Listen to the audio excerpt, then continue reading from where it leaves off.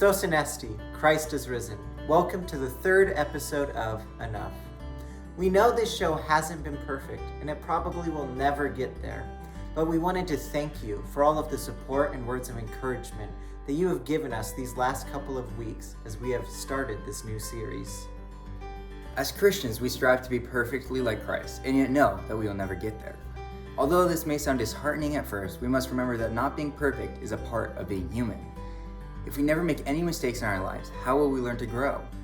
When we make mistakes, feelings of shame, embarrassment, and guilt usually follow. But we must gain a new perspective on making mistakes, so that instead of them disheartening us, we learn and want to grow and struggle more. Many times the church is compared to a hospital, not just because it helps us with physical ailments, but spiritual ones as well. God has given us a free gift which we can all partake in, and helps us cleanse our sins and free us from our mistakes and failings.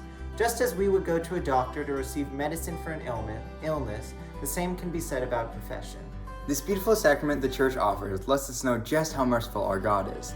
Our video series, as you might know, is based off this verse, 2 Corinthians 12:9. My grace is sufficient for you, for my strength is made perfect in weakness.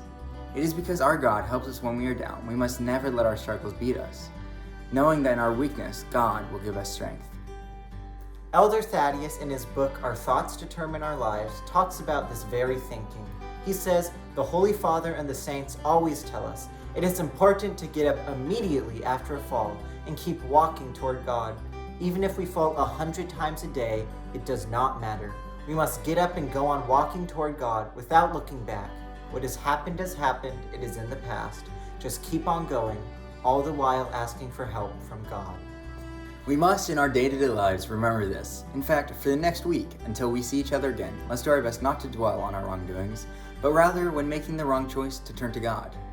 Do your cross and ask for His forgiveness, knowing God is enough. We miss you, and we hope to see you all in church soon. Thank you for watching, and we will see you next week.